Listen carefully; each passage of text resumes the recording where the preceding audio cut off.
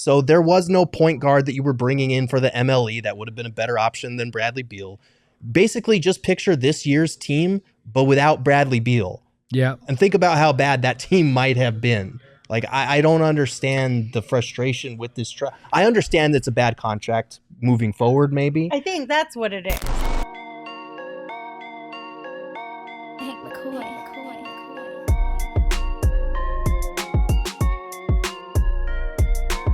Next on the list, traded Chris Paul, Landry Shamet, first-round pick swaps, and 6 second-round picks for Bradley Beal and Jordan Goodwin. This is the one that everybody has problems with.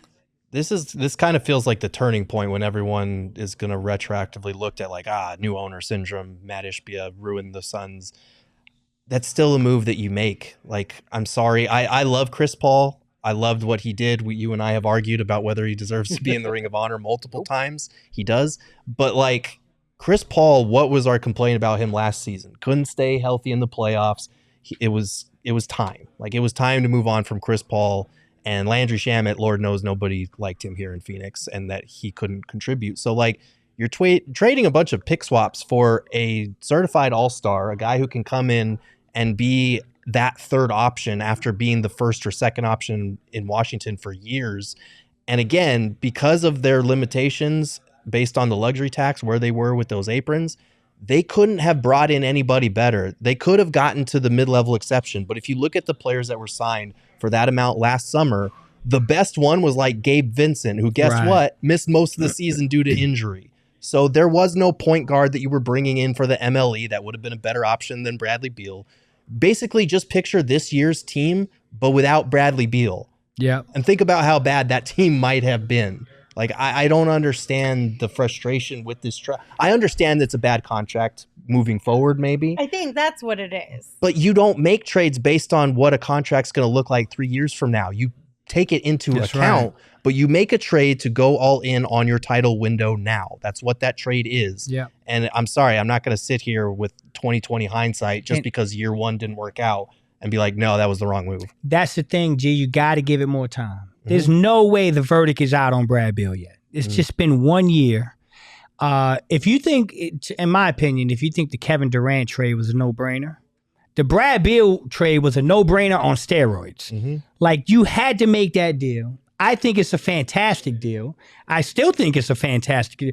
Based on the circumstances that G just laid out, what you could have done and what your options were, to come away with Brad Beal was an absolute home run. Now, year one, it didn't work out, but that's year one.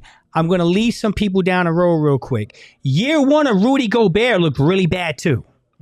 Year one, I mean, everybody was saying that's the worst trade in NBA history. They're never going to live that down. They gave up so many first-round picks. And then year two looked a lot better. Yeah. So, and then they're going to lose to my Nuggets now. So yeah. Okay. Here's the thing. Like, I understand the limitations you were around as far as cap space and money, and that you traded Chris Paul, Landry, and a couple second rounders, more than a couple, six of them, let's be honest, for an all-star, Bradley Beal. I understand that. But I do think that, I'm not saying you don't make the move, but I understand people's dislike for the move because of the no trade clause, because it gives you zero flexibility around Bradley Beal until the end of his entire contract.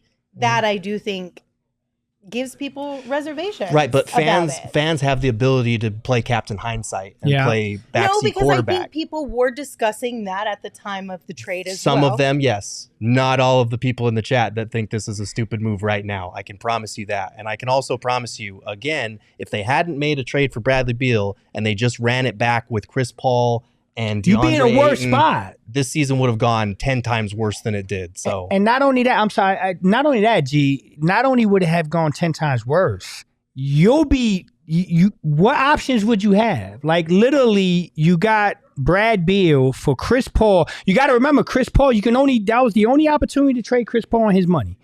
If you don't do that, how are you even getting a Brad Beal or someone else? The people in the chat that are upset, I want to know what the alternative is. If you're going to be upset, tell me what the alternative is to flip Chris Paul and Landry Shamet and get something back. I just don't see it.